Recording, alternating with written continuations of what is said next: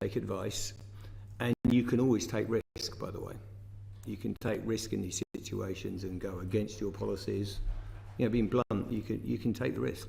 There might be legal risks in that. There also might be significant welfare risks, because you've also got vulnerable individuals, and obviously your primary thoughts are people who are impacted, but also you've got people who are accused at that point, and you don't know whether they're going to result in charges. So you have a lot of unknowns at that point. If you look at, I even looked at the gov.uk guidelines on employee rights during suspension, and the standard practice is to pay. Now, this affair has not been easy for any of us at the BBC, and particularly for those people who have been impacted. But I think it's absolutely right to look back and reflect and say, what are the learnings here? This is standard practice, but maybe we should be challenging that. And that's what I'm sure the Chair will want to speak about, what the board's role is in all this and their oversight. But I welcome the idea that we look at that policy and see, with hindsight is a wonderful thing. With that, you begin to think about, could you be more muscular in that situation with regard to payment? That's where we are. Okay. Just before I come on to Dr. Shah, can I just ask, in terms of looking back and lessons from that period, before I move on to sort of, as I say, the role of the board, is there anything else that you would reflect on? For example, at the point at which you were approached last summer by the Sun when this story first emerged, is there anything at that point that you might reflect on? Thinking about sort of whether or not there was when these kind of scandals are brought to you,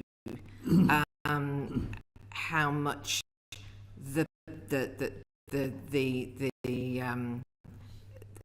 how much of this do you perceive as an institutional attack versus an inquiry about something which is a serious issue to do with one of your employees? I've always taken I've lent towards the latter, Chair. Okay, because I always think the press will have an agenda, but at the end of the day, I think you need to deal with things seriously, and the people affected in this. So I don't get, being very open about it, I don't get too bent out of shape by the press going at it. I'm interested in whether the BBC did the right thing, and if we did the right thing and we're acting calmly and in good faith, we're doing the right, then that's what my job is. I think throughout the affair we have acted in good faith, and I think we've tried to make sensible calls with the right judgment throughout. I think there are inevitably, in answer to your question, do I reflect? Of course I reflect.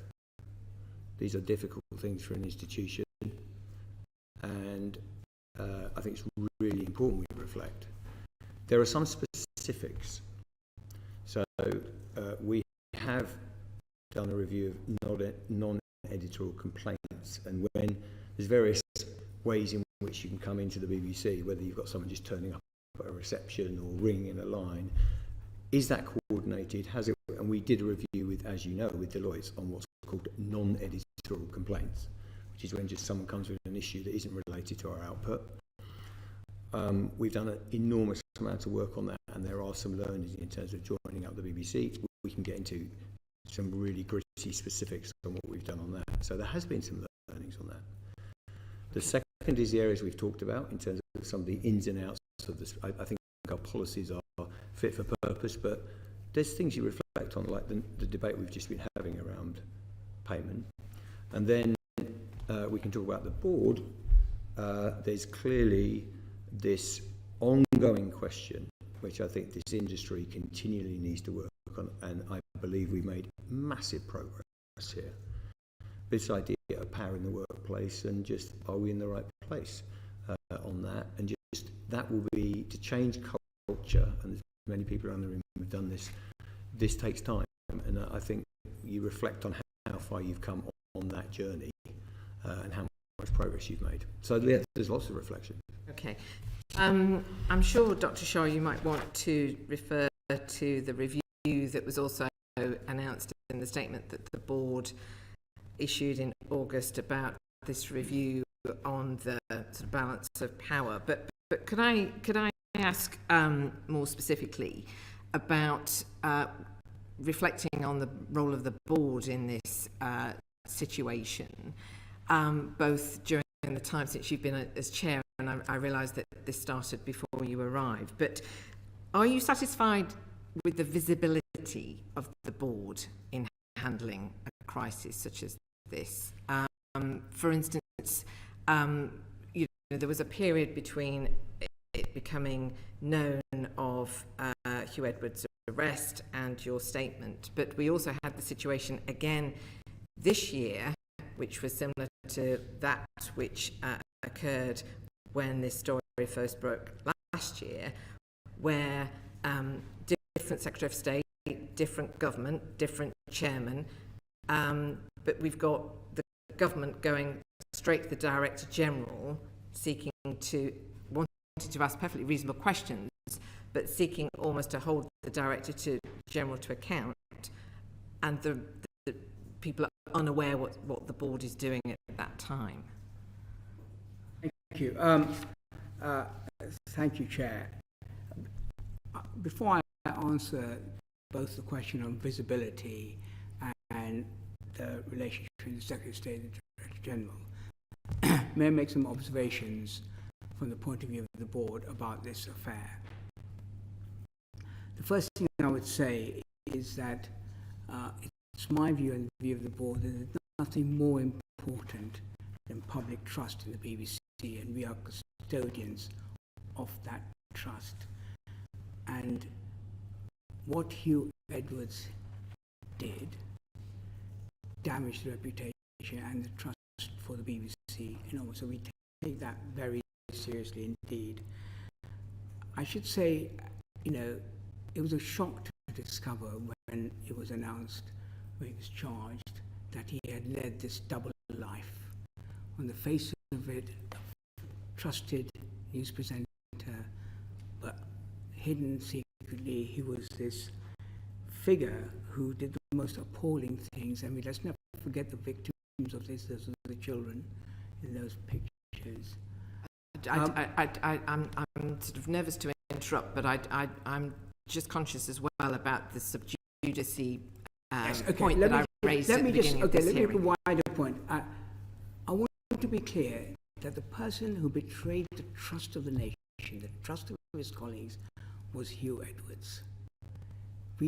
I knew him. I worked with him 30 years ago. Many producers, researchers, directors, editors worked with Huw Edwards, made him the figure he was, and they feel angry and betrayed by him.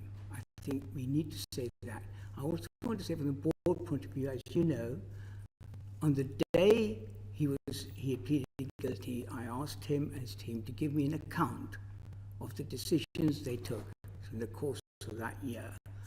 We then reviewed those decisions, and we believe, as Tim has said, and we said in our statement, that the decisions Tim and his team took were made in good faith. These were very complicated decisions, and given the evidence available to them at the time, they made reasonable decisions based on the evidence. So we supported it, and we continue to support it.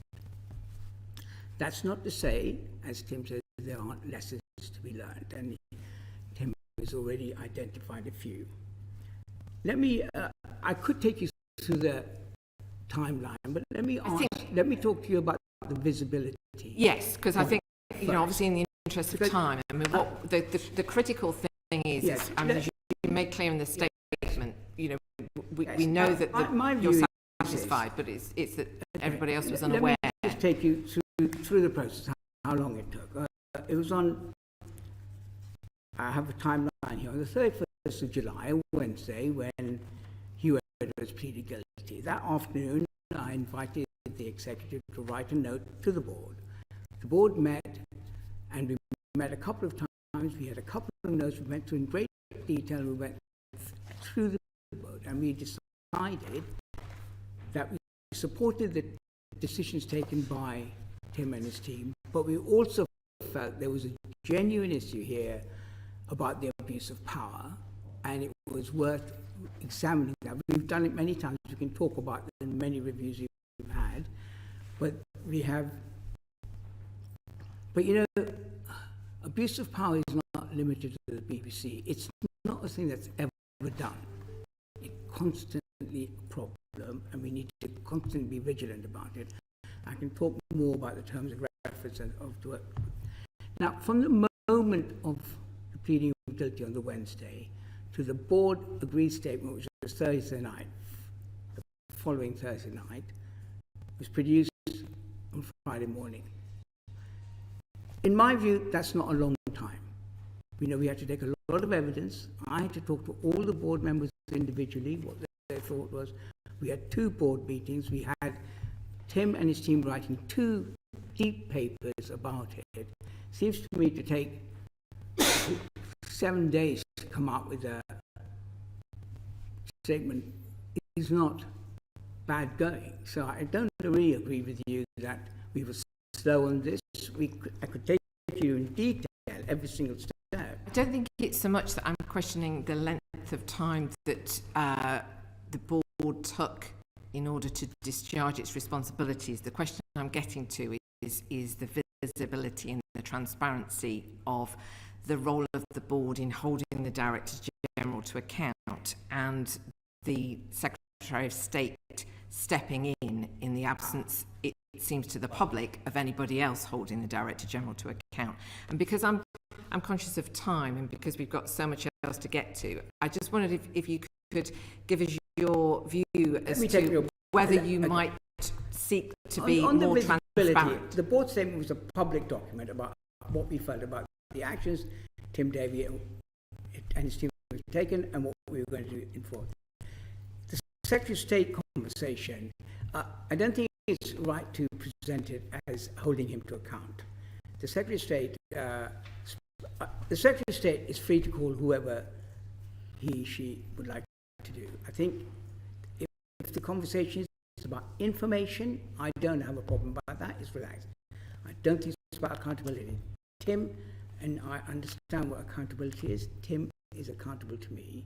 But if the Secretary of State wants to know what's going on, I'm perfectly relaxed with conversations that may take place. But we need to be clear where accountability is. And Tim's accountability is to the chair and the board. And I think that was clear. And what the conversation that took place, remember, it was reported as summons. That was a press thing. It wasn't actually. Tim ended up having a phone call conversation about what's going on.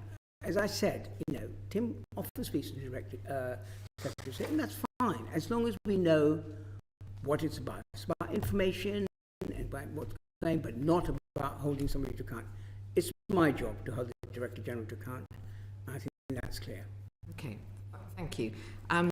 I guess what the point that I'm trying to sort of make here is that the role of the chair and the board is also to uphold, I think is made clear in the statement that you issued, the public trust and confidence in the BBC, and the visibility of that being, it's where accountability to the licence fee payers sits at a time like this, and that's the critical sort of point, really. But I mean, you've answered the question, and if there's anything more particularly that you wanted to say on accountability to licence fee payers and the role of the board in these sort of situations that we haven't had a chance to cover, and you want to come back to me or follow up in writing, I'm very happy to do that. I just want to ask one further question, which is around the BBC archive in relation to Huw Edwards. And what I understand from reports that there have been some steps taken already to deal with some footage. I just wonder if you could just give to Mr. Davie, if you could just give us a sense of how you are handling this. What is the approach going It's to be? very. I think some of the reporting hasn't been quite on the money actually, because we don't remove or delete anything from the archive, what sits in our BBC archive, unless we have a legal order to do so.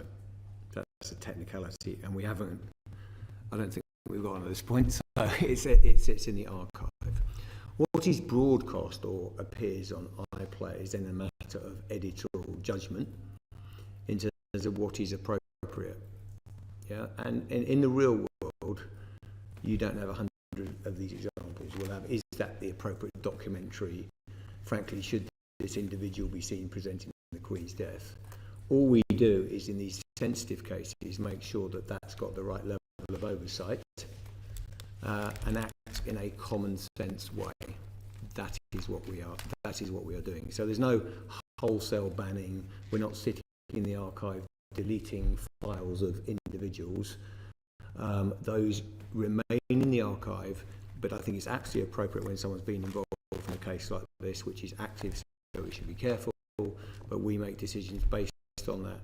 And of course, we've just got the, we're not trying to, the BBC is about, it stands for everything that isn't censorship. So I think my instinct is where there's editorial justification, even when that's uncomfortable, some of this footage may emerge, but it's got to be in the right situation. We've got good experience of that, Chair, in terms of various affairs through the past and also public events. So that's where we are.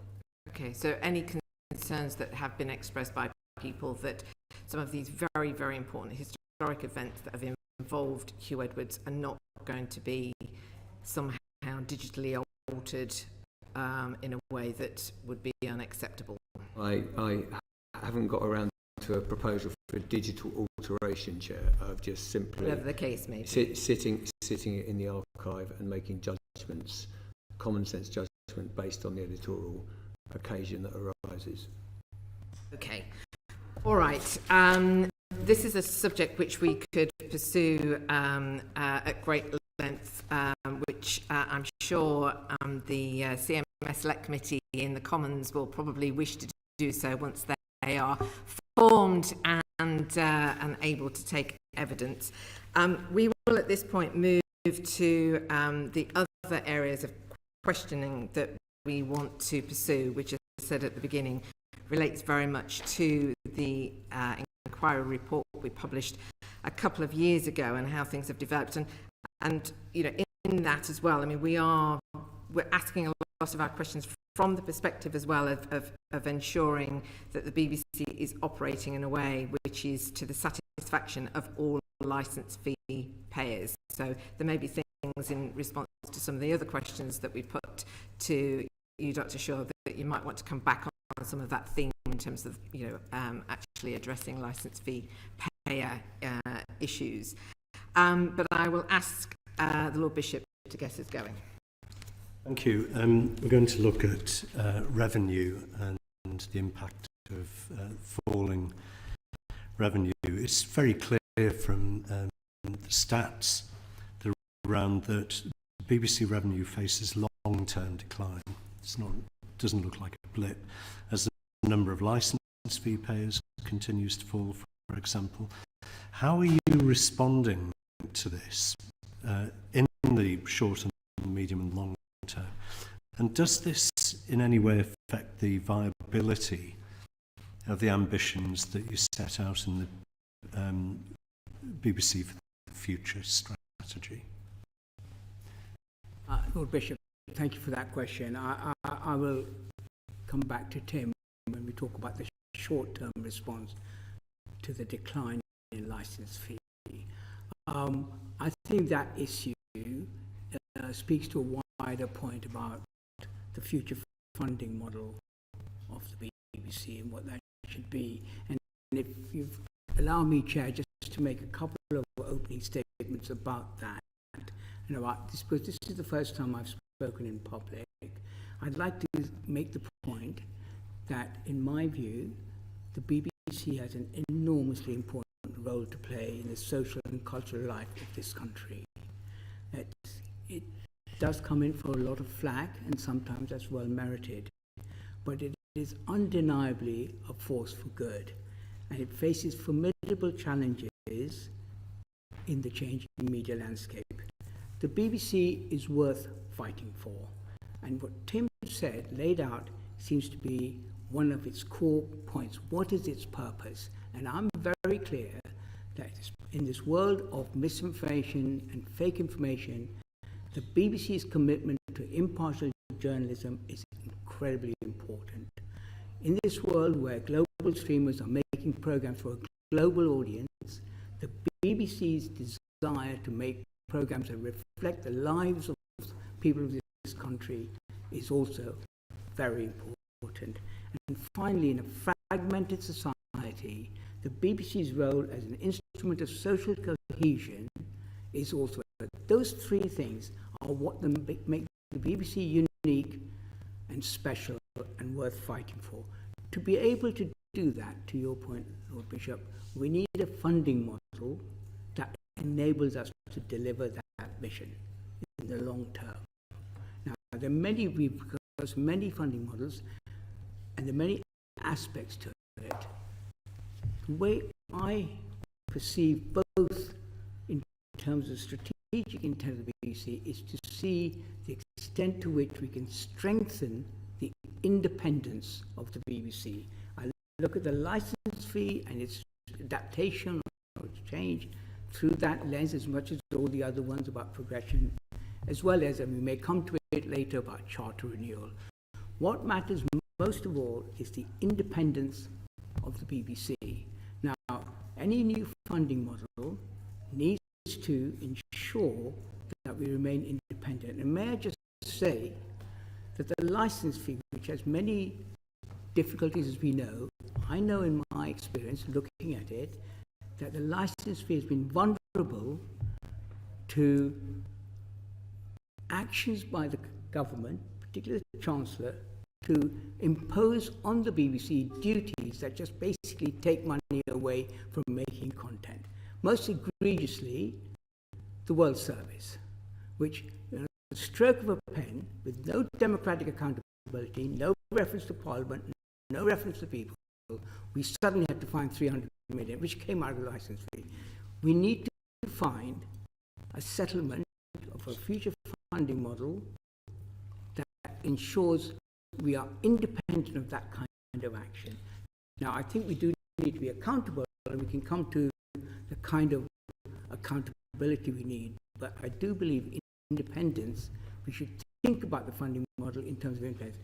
And in terms of short term and the decline of the license fee, Tim had some very good data on how to deal with it. We'll come to Tim in a moment, but I just want to press him. I think what you've given us is, if you like, a philosophical defence of the BBC, but the question is about how are you responding to the long-term decline. Now, saying we need new funding models, I think is pretty obvious. We know we all agree with that. But what are you looking at? Well, I don't take the counsel of despair that we're lost in this world. As I said, the articulation of what the BBC is for gives it a purpose, and we need a funding model that enables us to deliver that purpose. That in turn, I think, will have the impact of getting support from the license fee payer and to be able to reverse that trend. I don't think we should sit here and think, oh, the game's over. We can actually find... I don't think anyone's suggesting that. What I'm asking is, if we're saying we need a long-term funding model, there's probably a finite range of options that can be looked at. So what are they? And then we can come to Tim on what are the short, medium-term mitigations for the decline that we're seeing. I know you've heard this before because I've looked at previous minutes, but the BBC has spent a lot of time discussing what alternative funding models are. There's some that we have, as it were, ruled out, and indeed the NGOs report said a subscription model doesn't work in terms of public service. I'm talking about public service funding. I don't think the advertising model works either. So we are looking at different versions of a universal fee. Now, there are lots of different iterations of that. I know there's been some discussion here about a two-tier one, where you have for public service.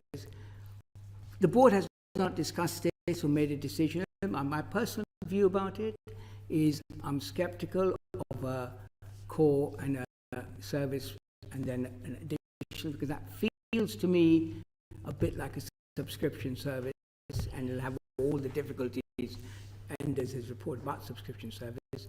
But I think we do need a fee. I mean, there are many options, and we're still discussing it, whether it's a household tax or it's any other form of universal things. But the principles are clear, and I think which is its universality. And I know I don't want to get into a great discussion about universality, but I'm clear what I mean by it, which is that it should be paid for by the British public at large. We belong to the British public, and we should have content that provides value to every single license fee payer there is.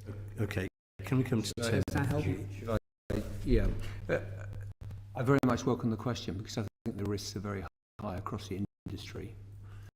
And the amount of change we're going through means that every traditional revenue model is, some are borderline crisis, some are crisis. The BBC will be flat in revenue terms, licence fee income this year. So we're not in free fall, but we've got some erosion. You're going to get that with this level of competition. And to say that is, you know, the wry smile I often have is, does the BBC and the top BBC team understand this? We're spending all our time thinking about how we give value to audiences on that money. What are the long-term revenue models? Now, it's not quite true to say the overall BBC revenue hasn't moved, by the way, because the commercial arm, we've moved through a number of years from $1 billion turnover to $2 billion turnover with a decent margin, which helps, but it doesn't get you there. And your question is very well put, because you can push the commercial arm further. It is extremely helpful, but we're facing trillion-dollar companies. So what is the answer? The first is to know what you stand for and not try and do all things. Now, that doesn't mean you're not operating in all genres, but what I was trying to do in the speech earlier this year, so we are really focusing on these points of difference. 99% of what the BBC makes is in the UK. That's different. You know, for all our battles, impartial news, which we believe we deliver. We're not perfect, but we delivered it, and the teams are doing a sensational job on that through the election. You know, we absolutely need to fight for that. How are we coping in the short term was your question. And by the way, it's worth saying, the BBC has had £1 billion taken out of it over the last decade plus. We haven't kept flat. We haven't kept flat funding. We've taken out £1 billion, and we still remain at about 3.7 billion. So we've really disinvested in our public service broadcaster. Now, I happen to think the ways you address the issue you're talking about, and being provocative, it's not rocket science. We just had a fantastic July, by the way, in broadcasting terms. I know you may not feel the BBC is having the easiest of weeks at times, but actually when you take the Olympics, you take some of the dramas, Blue Light, Sherwood, all these things coming along, our numbers are very good. In the election, and I'm sure we'll talk about it because I know the chair's passionate about underserved audiences, we have really, really pushed hard. So the answer to your question is, one is we've taken as much cost as we can out that isn't delivering for audiences. And that's been brutal. The BBC Public Service, 2,000 people smaller than when I started.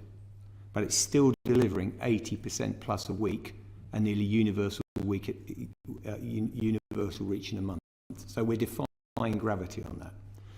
The second strategy is to hire the best people, which is sensitive. But I know that sounds soft, but it's not. Because if you've got the best drama picker in the business and you're able to hire them from Netflix because the BBC is special, then you deliver performance. Yeah.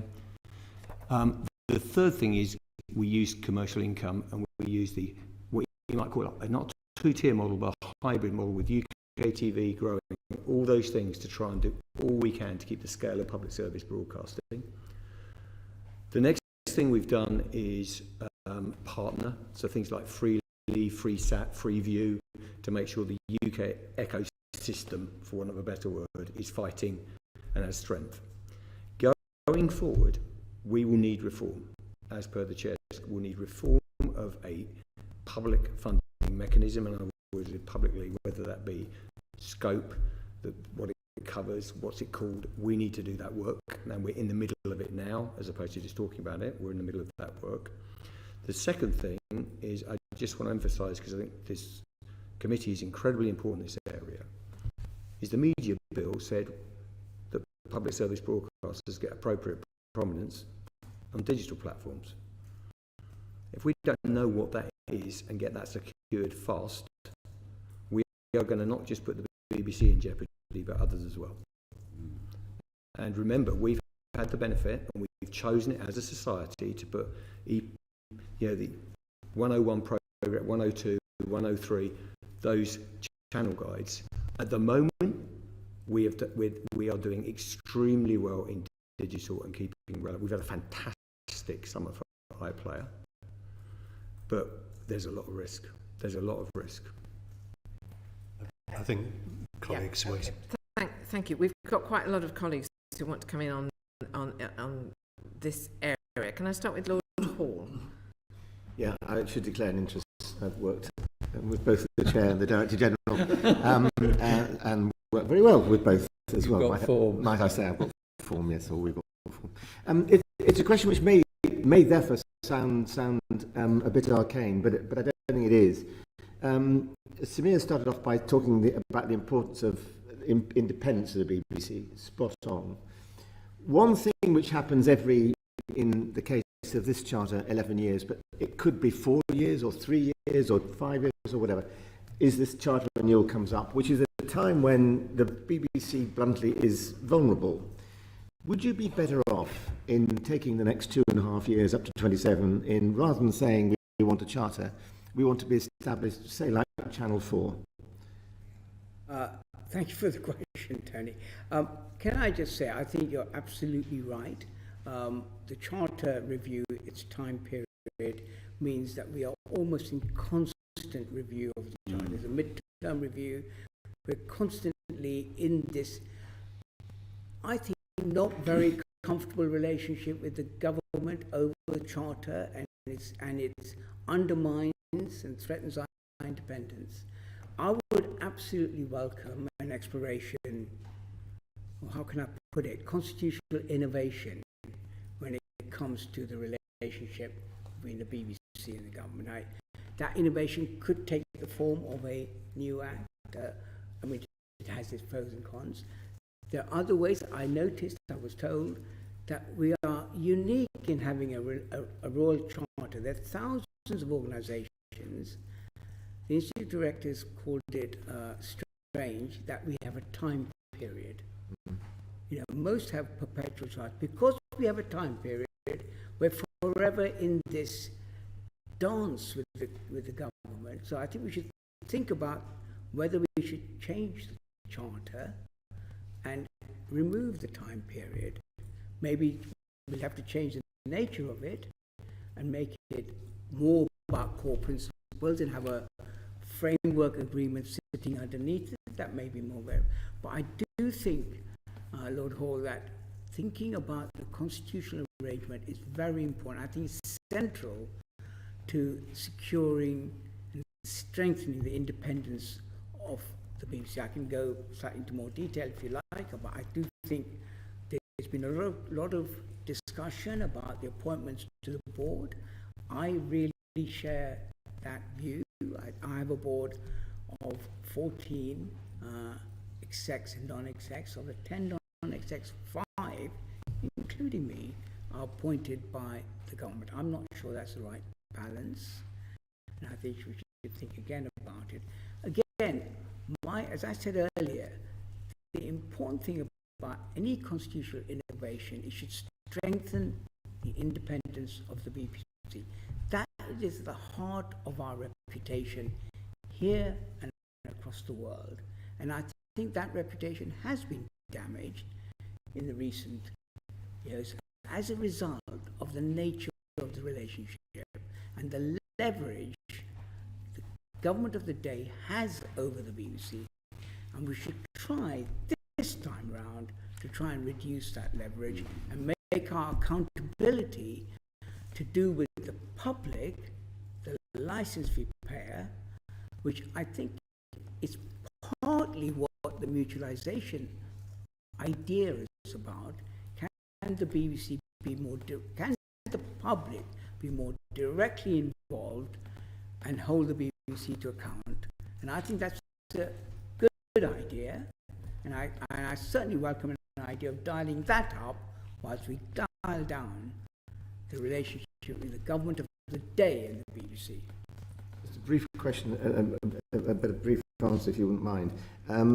Some arts institutions, the government decides this is the person we want to chair. Some, the boards decide.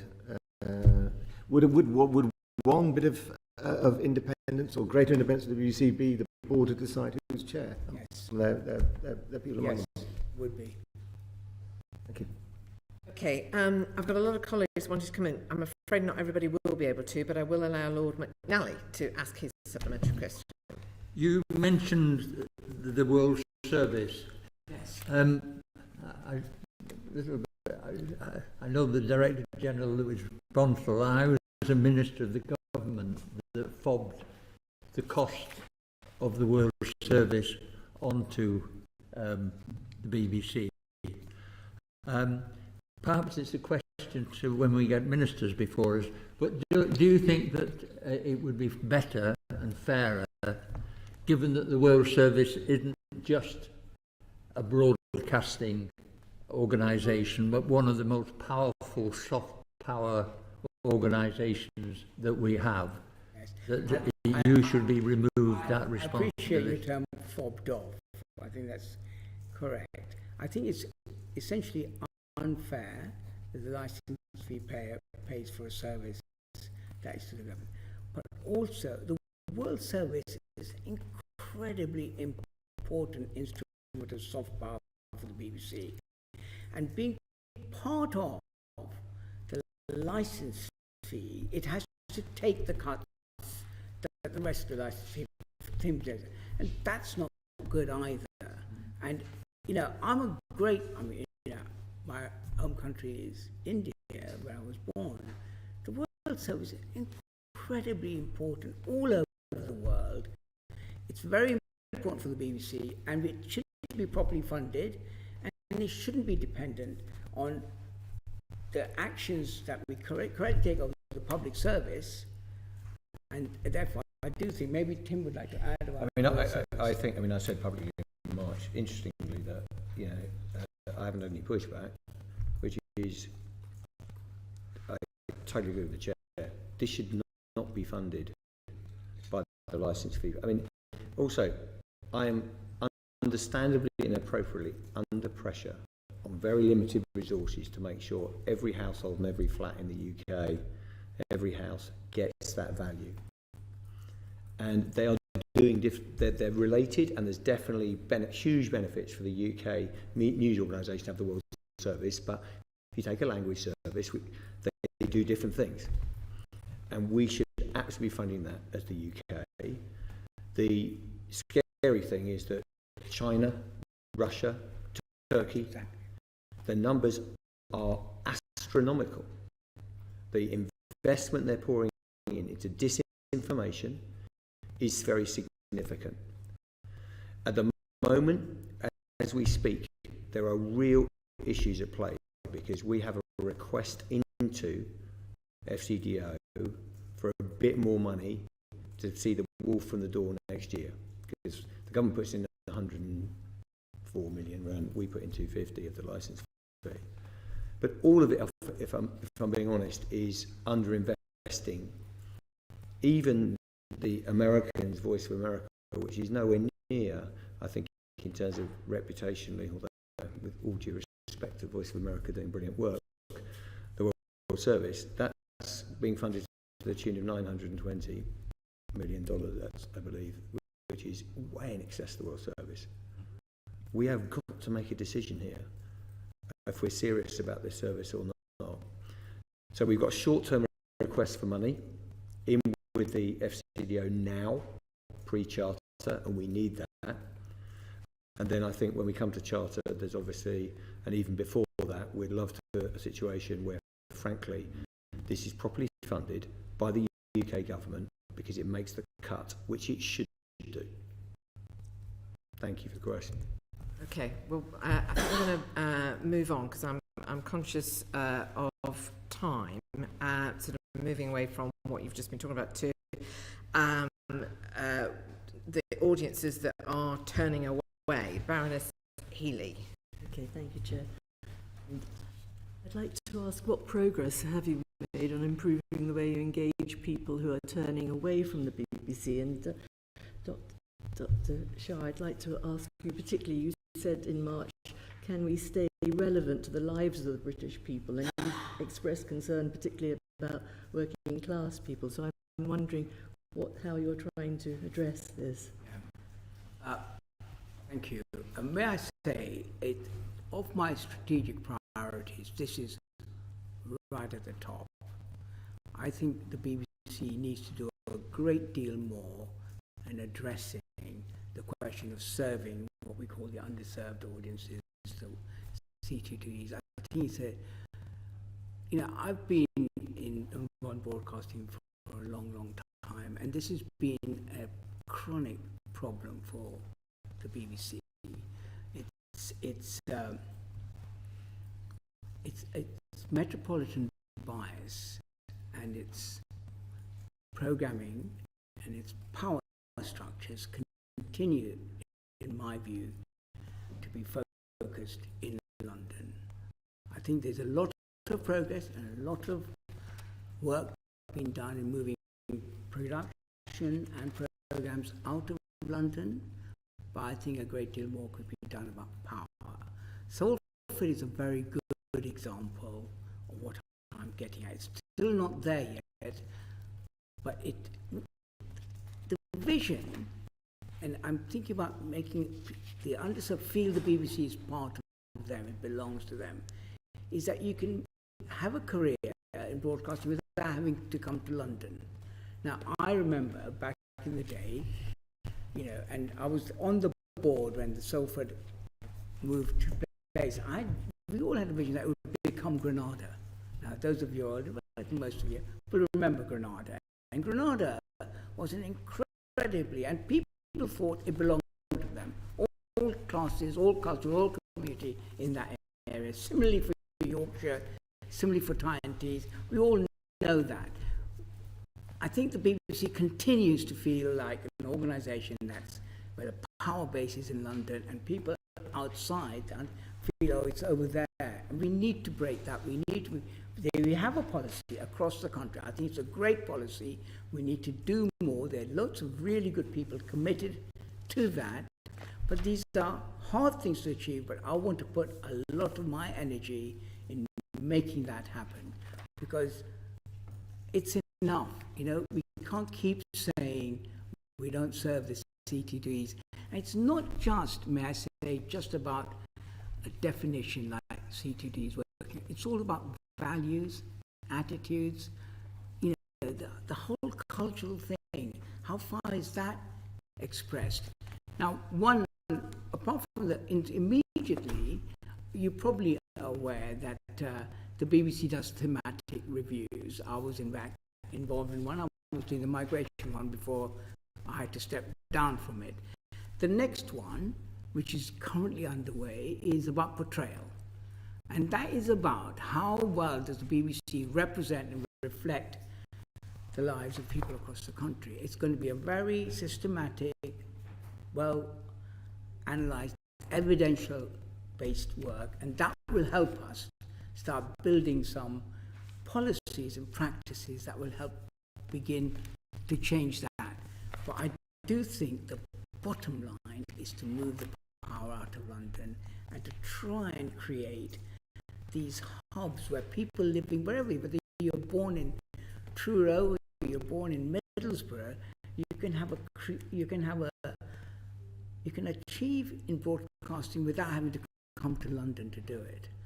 That's a big task, but I would like to make real progress in that over the next few years. If I may, I mean, we're really pushing on this, and as you can hear, I'm being pushed harder, and I think it's absolutely right. We've now 63 of 92 network TV commissioners are now working outside London. Big change. Yeah, so this is what we've got to do. We've got to change, and I think the chair's challenge is absolutely spot on. But if you look at the drama we deliver, you can see a real push. Yeah. In the elections, having things like local correspondence on the main news bulletins, all this is helping. And by the way, 84% on an average week across 23-24, 84% of C2DEs came to the BBC. So look, we've got, and I absolutely am not in auto defence here, I think we've got real challenges with some groups. What I would say is, I think there's something deeper in the industry itself. If you saw James Graham talking about the fact that 8% of people working in television come from a working class background. So there's been a lot of work done on diversity and a lot of metrics, but actually, you know, I've always said that diversity of thought, different backgrounds, social mobility, you know, now interestingly, I've really pushed on apprentices, but being open with you on what's not always working is we've moved the number up in terms of those coming, but it's still more convenient for people who have some kind of family income to support them through that process. So I think we've got to intervene on the people coming into the industry. Currently the BBC, by the way, is at 20.8% of people coming from what you might, you can use a load of metrics, but basically it's what parental employment at 14. We're at 20.8. We've moved that number up. I want to get to at least 25, because part of this is also how people think, what their experiences are. And I think that, as well as the geographic point, is important for us as the BBC. I'm a bit more worried about the latter in some ways, because I can move people out, but actually you don't want to just arrive in an area and get the same, if I dare say, I'm in dangerous territory, but same type of people in terms of social demographics arriving in an office in Cardiff. And I think that's one thing I think we really have to motor on.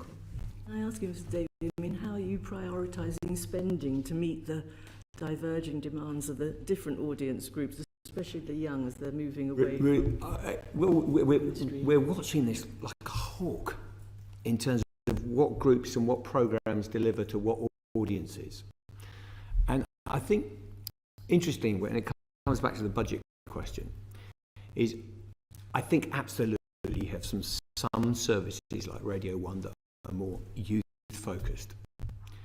But I have to say, what's really working is the sweet spot of taking your core activity, whether that be an entertainment programme like Race Across the World, or you take the election and you say, I'm doing simple explainers. 47% of 18 to 24s claim to have consumed coverage of the general election results on social media. It's reshaping, so not diminishing standards, so you're into that whole dumbing down discussion. I'm not talking about that, but I'm talking about we've got massive uptake among young audiences of simple explanations of manifestos. People are desperate for this. So I think it's reshaping our output at the core, rather than just saying, oh, we're going to do something cool on the side, which I think actually is not the essence of this. It's making sure the news of itself, the 6:30 news has always been brilliant at this regionally, where you've got a different tone of voice. And I think that's what we've got to do more of. And that is a big challenge in terms of how we take things forward. It's also very sensitive because some people want to stick with what's there in tone and content. And I think it is getting more challenging. We find if you take an issue, a political issue, the level of understanding can be wildly varying between those people who have no idea of something and those people who are pretty well versed on it, and making sure we can, and we're really monitoring how we feed all the audience across that. Thank you. I know Baroness Whitcroft had a supplementary, but I would just say that I think some of what you're raising also connects to the questions that are going to be coming up about local news in terms of how that relates to hubs and what have you. But can I just check whether Baroness Whitcroft is happy to take it then, or whether you want to ask it now? Very quick one. I would like to ask it now, if I may, Jimmy. Given the resources that you have to work out how to spend them. Some of us are concerned that news, and particularly news investigations, are going to be the victim. And I just wonder whether you could say how important you think national news and investigative news are. And I suppose Newsnight is something. Well, they're the very centre of the BBC. And, we put more investigative capability into local regions, for instance, now, and doing more work there.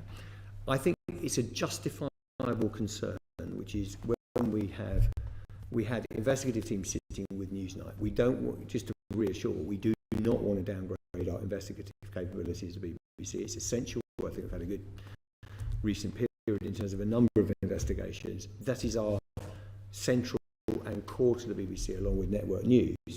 I think there's just an organisational question about how much is attached to Newsnight, and there are pros and cons with that. You're attached to a linear slot to a degree. Newsnight has done some fabulous stuff. I mean, Birmingham Health Trust, that I could go on, but that it's been slightly different to some of the other investigative journalism. We're very sensitive to that, and we want to protect it. But the short answer to your question is, under my tenure, we absolutely want to be leading the market in terms of investigative journalism. That does not necessarily mean that it's simply about the number of hours of programming you do. It's the quality of the journalism and making sure we've got the resources. But remember the earlier question. We've had 30% stripped out our budget. So you cannot do everything. And we've got to make some choices around quality over quantity sometimes, which is difficult. Okay. We're sort of sticking on the theme of news as we move to election coverage, and I'm going to go to Baroness Harding. Thank you, Chair. So I think Ofcom published research today that shows that online sites and apps are now as popular as TV news for the first time. So I'm interested in firstly looking back, how did you address the challenge of serving an increasingly fragmented audience in the general election, and what did you learn from it? I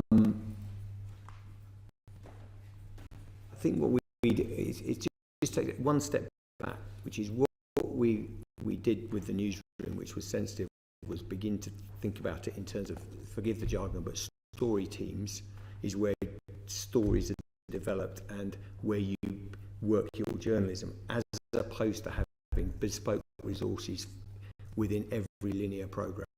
That has been extremely sensitive, as you can imagine, because culturally, you had your resources of each programme.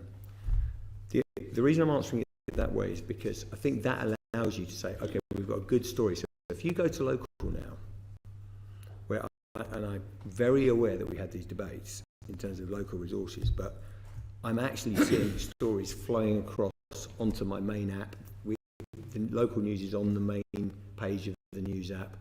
So we've moved our newsroom so that it is far less agnostic in terms of where it appears and how the story is formed. In the election, we also tested a number of formats on iPlayer. Some worked, some didn't, by the way, interestingly. So you can now see on iPlayer the newsreel. iPlayer's had a fantastic.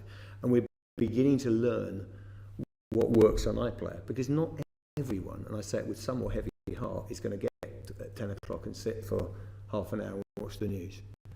So the good news is we've seen very good numbers for the election. We have seen some decline in linear, to be very open. You can't avoid that. But actually, in terms of the online usage, that's really, really developing fast for us. The encouraging thing as well is, and it's difficult in measurement terms of this, because there's obviously the attribution question, which you're well aware of, which is once we're on TikTok and we're on Instagram, we want to bring people into the BBC as well. But we are definitely going out there. And I said, we were, in online, we were the biggest news source in the election by some distance across all providers, everything in online. So we've just been reshaping the output without affecting the quality. In fact, trying to take it up with things like Verify. Verify is a fantastic lead through to my next question. You referenced earlier with regard to the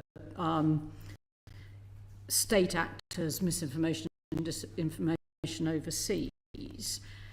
How much was the concerns, many of which we expressed here in this committee, about the potential risk of misinformation and disinformation in the election? How much was that an overplayed, overblown concern, and how much was it real?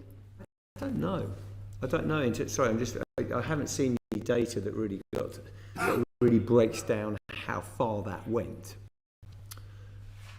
I think slightly encouragingly, what we do know is we had massive uptake and particular response to Verify that said, let me outline the basics here.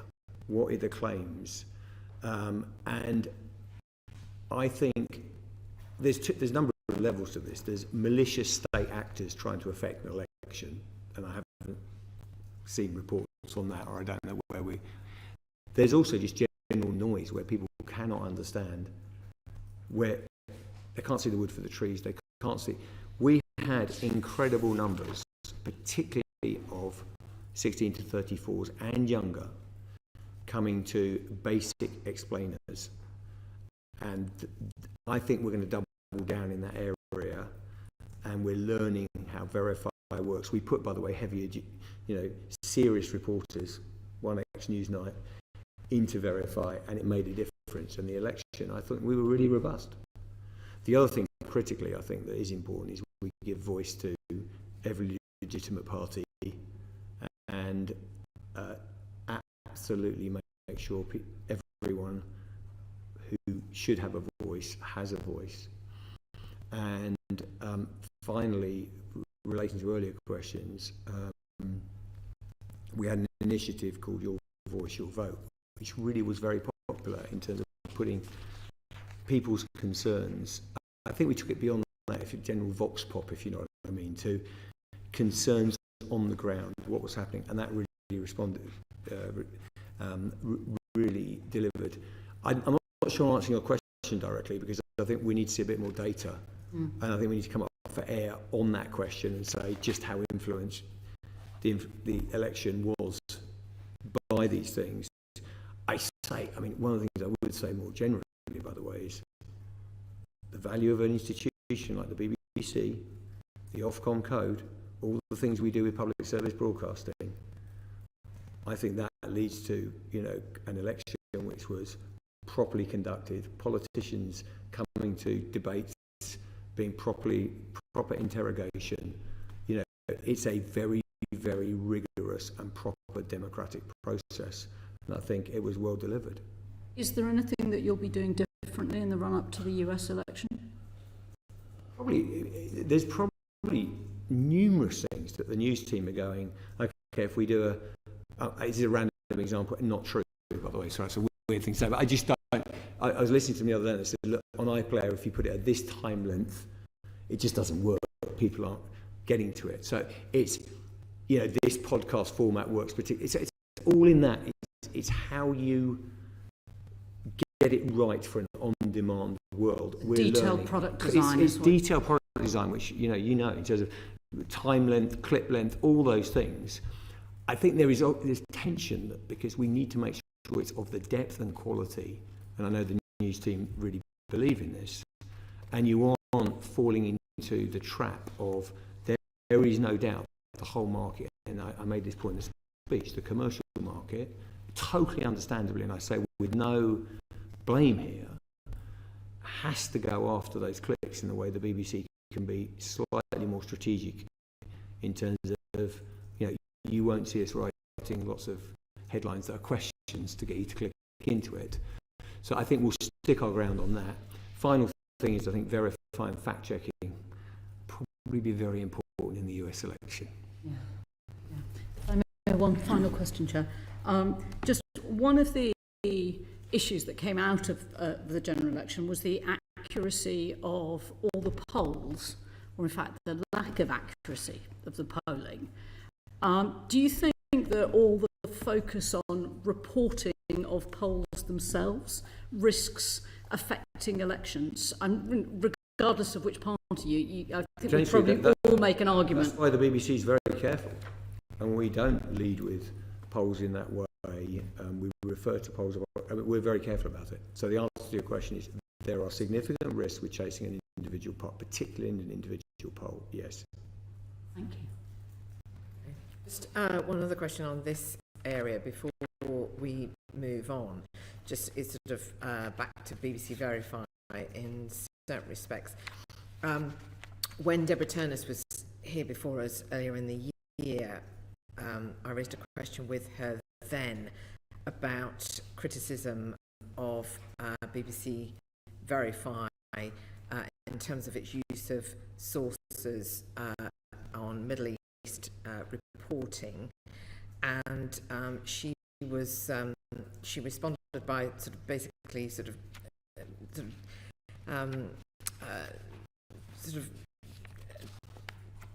of rather sort of dismissing it in a way that it was from a sort of typical type of critique, and we've had the reporting at the weekend about coverage of the Middle East. What I was just keen to understand is not to get into a discussion about the Middle East, but how is the BBC responding to these kind of challenges that it is receiving in terms of its reporting on the Middle East, regardless of which direction they are coming from? May I answer that? The Israel-Gaza story is a very, very complicated story, and there are very strong emotions on both sides. The first thing I'd say is our journalists out there are doing a really fine job. I should say that they work in very difficult circumstances in Gaza, and particularly because we don't have access to it. I chair the Editorial Guidelines and Standards Committee, and that is part of the process where complaints are discussed and talked about and addressed. We have, over the last, in my time, just in 6 months, we have discussed the Israel-Gaza situation in various different ways many times to look at what the complaints are, the nature of the complaints, the balance of complaints. It's my view, I referred earlier to the thematic reviews. We're doing one this time on portrayal. We're now in the business, that will take its time and work its way through next year, what the next thematic review issue should be. And I definitely think that Middle East conflict is one area we should consider very seriously to be subject to a deep, systematic analysis of how we cover it. It's a very difficult story, and we get it. I received the letter with a substantive piece of work. It's gone through the normal process, through the complaints, that we treated properly. But in my time, and I've been in it for 40 years, this is one thing that has really resulted in lots and lots of concern on all sides. And I think it's the duty of the board and the BBC, because we play such a big role in reporting the Middle East conflict to the rest of the world, that we do take time out and approach and do an analysis, a review of that coverage. And I think it would be one of the ones we would consider very strongly as to be next thematic review. And just to remind us how many of these reviews you do a year? Is it 2? Oh, no. The thematic reviews take almost the best part of a year to do. Right. One or two. Yeah. Okay. All right, thank you. Baroness, Great. Am I allowed to make a very quick point, which is, because I feel strongly about this, which is, I just want to reassure, because you've said, we take all the one thing of all the commentary I get slightly defensive about is not actually the criticism itself. Because I think that, by the way, our journalists are doing an outstanding job under the most ferocious pressure.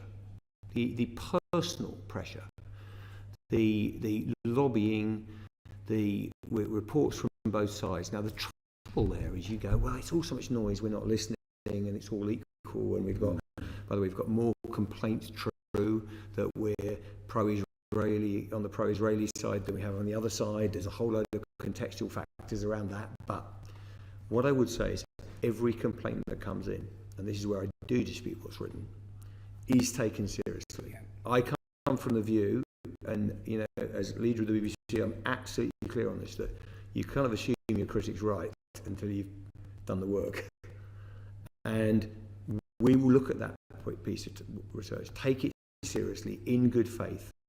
Every accusation we've had on the Arabic service, we've looked at. Now, the issue is not everyone agrees with the outcome. We've taken disciplinary action. We have people leave the BBC. But broadly, we are doing, I think, a very good job, and the research that we have into the overall public response is good, but that does not mean we're perfect.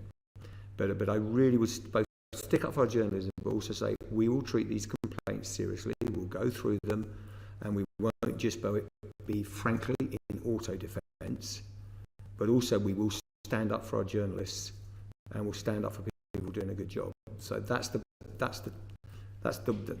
journey we're trying to walk. It's as fraught for institutions as there's a few of us around the table who have been through a few of these.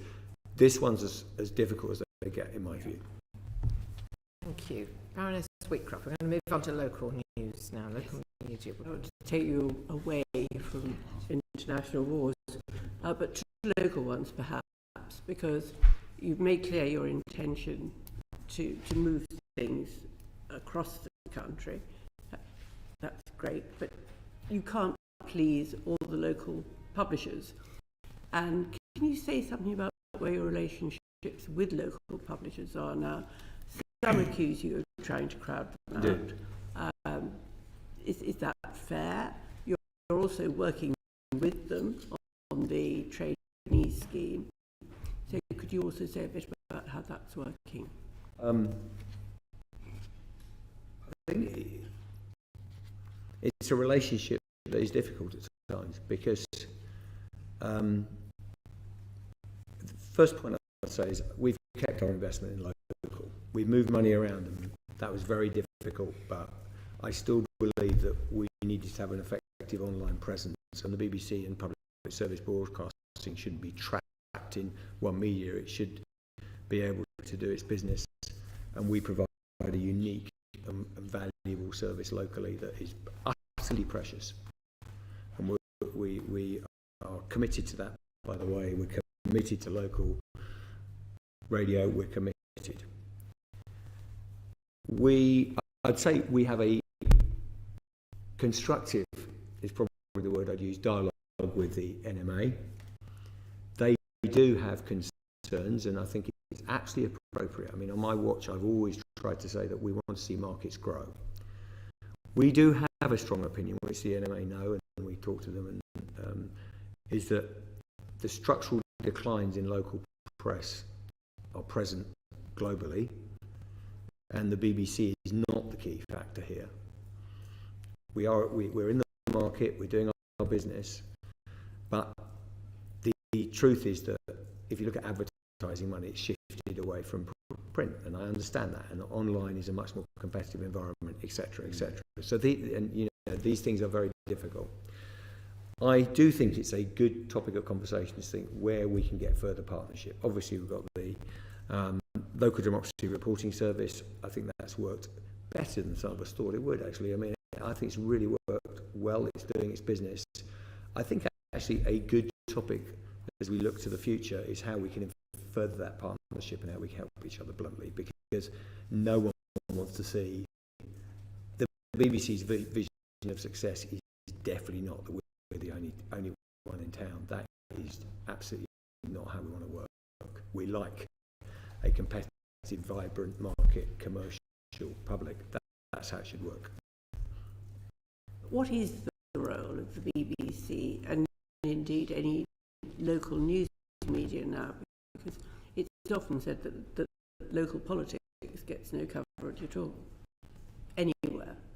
I mean, if you talk to if you go into any of our 39 local radio stations, or you go into, my local site here, you're getting quite a lot. You're getting some political coverage. What I think is difficult, and is really difficult for the commercial side, and they can speak for themselves, is having that coverage of, council meetings, and that's why the LDRS scheme is doing its work. Whether it's enough, whether it's big enough, could we do more of it? I think is a really good strategic question to address, because we've got to make sure that, I think, is an incredibly important part of our democracy, that local politicians and local administrations are under the right scrutiny. I think the BBC's doing a great job on that, but it can't do it alone. How are you keeping older listeners? I think in terms of older listeners or older BBC, it's important that, because I think people often think move to online is an attempt to get youth. Yeah. If you look at over 60s, I think it must be over 70. Certainly over 60s are getting most of their news from online now. Yeah. So this is not simply lurching. We're doing our best with a flat budget in real terms. That's the answer to the question. Which means if you're moving online, if you go to a local radio newsroom, it's worth a visit.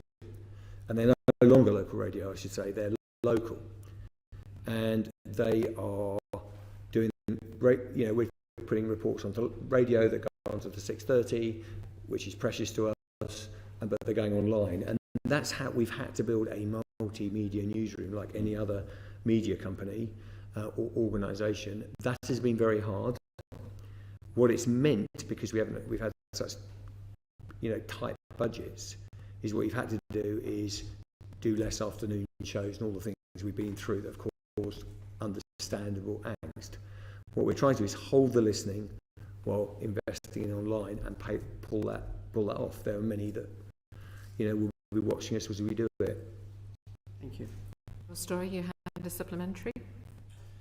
Yes, I've always regarded local radio as a potential jewel in your crown. And we look at local news, and some might say that it's in terminal decline, and the BBC could be the last person standing. Commercial radio has almost got rid of the sort of news element, and local newspapers, their circulation is plummeting. So my question, Tim, is this. How does the BBC help towards invigorating local news, local democracy? You have local democracy reporters. It always seems a bit bizarre to me that you actually give those to those newspapers which really thrive on what we call clickbait journalism. But actually there are other players in the market, like, these small internet-based newspapers. We've got one here, The Post. Yeah. And they seem to be the only people, not even the BBC are doing this, who are doing in-depth investigations. And we're talking about, 4 or 5 journalists paid, young journalists properly paid. They're doing one at the moment, exclusive, the mystery of 5 million loans to companies, etc. How do you help to invigorate reinvigorate local journalism. And it's not, I have to say finally, by consolidating and sharing, because it used to be that in the evening minorities could have their programmes, particular subjects could be looked at, and we've lost all that. You've lost some of it. I think when you say potential jewel in the crown, it is a jewel in the crown. It's not potential, it is a jewel in the crown. And we need, the BBC and I need no convincing that local's an absolute essential part of what the BBC offers. The issue, my job is not to say, you know, if I may, we can agree on that. The issue and the exam question for me is, based on limited budget, what are the right choices to deliver that? And it's been very painful. I'd have loved to have funding to do everything, but there comes a point in which we've had to do some of those shares, because what I would say is local radio is incredibly important. The connection with the listeners is second to none, but its overall reach is about 10% of the population. Now, it may go to 15, but I don't think, and I say this with heavy heart, I haven't seen a forecast that said under any circumstances live radio is going to double its audience. It's just the way the market is moving. It's moving to your point, online, so I need to have the resources to make sure that we've got an online offer alongside radio, alongside the 6:30. This is not about sharing everything. There's certain things you do by media. We have invested, and we put 130 more journalists into local. We've actually decided to create investigative journalism hubs, which, you know, honestly, get out, visit one of the hubs. They're amazing. They are doing that kind of work that you've just shown me. Final point, by the way, we've got a lot of work to do. I think the partnership challenge is a really good one.